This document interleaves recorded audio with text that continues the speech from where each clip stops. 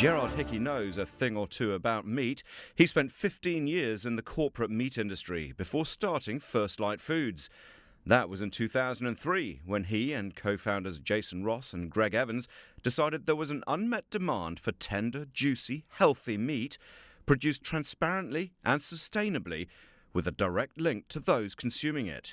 The business model right from the very start was around this idea of a pipeline between New Zealand's best farmers and the world's best consumers.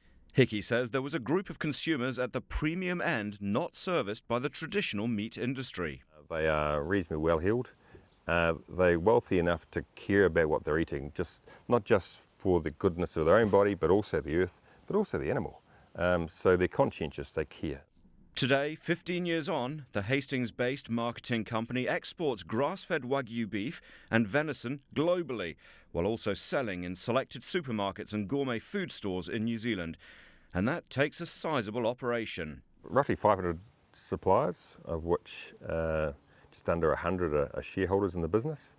And so a couple of hundred in venison and 300 in beef, 40-odd staff. A dozen staff based offshore in sales roles. All of First Light's animals are 100% grass-fed on free-range pastures. They're antibiotic-free and have no added hormones. The farmers who come and join with us agree to farm in a certain way, which is an animal welfare-friendly way. The animals are very well cared for, looked after, farmed, and they're farmed in a certain way to produce a very consistent eating quality. These farming methods were recognised when First Light was the first New Zealand meat company to be awarded the internationally recognised Certified Humane Accreditation for Animal Welfare.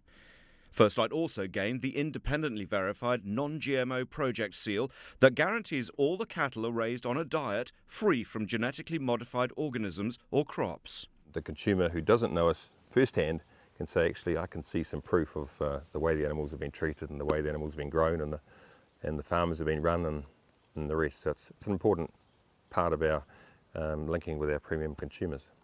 The marketing company is also employing environmental scientists to help First Light's farmers promote best practice. So 12 months ago I wouldn't have dreamed about employing environmental scientists, but our farmers are receptive and again, we all care, so it's all part of that change.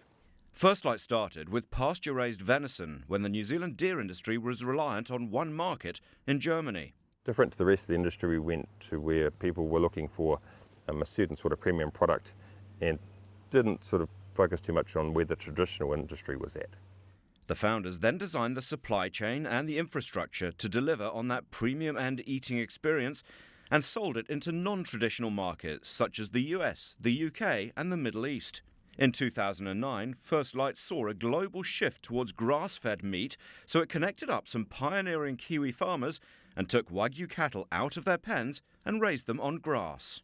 We went to essentially go to a full-blood Wagyu across a New Zealand Angus or a New Zealand dairy cow to produce this half-bred, which eats only grass.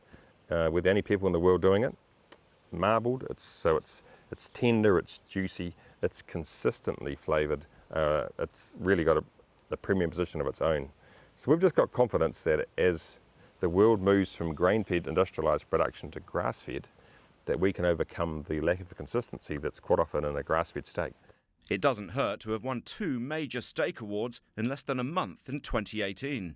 We were lucky enough to win a New Zealand Steak Award this year, and that was great, and that was recognition of the performance being done in New Zealand.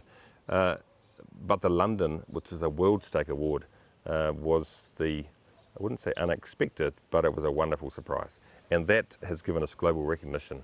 Recognition across the US, the UK, Middle East, France and Switzerland, where some 90% of First Light's revenues exported. Although Hickey says the company's been pleasantly surprised that Kiwis will pay more than $100 a kilogram for steak. I wouldn't say unsatisfied demand, certainly a lot stronger demand than we thought for those sorts of products. So again, consistent eating product, premium quality, people are willing to pay the price. The big step in 2018 was the launch of the Steak Club, a direct-to-consumer model in California where some 2,000 high-net-worth individuals are being targeted. The consumers commit to a 12-month or 18-month monthly delivery, and they won't know what's in that delivery till it arrives in their door. But what's most importantly is that it'll be very, very good. They'll have a video about how to cook and serve the product. And more so, there's the pipeline allowing customers to talk regularly with the farmer suppliers to link the product back to its source.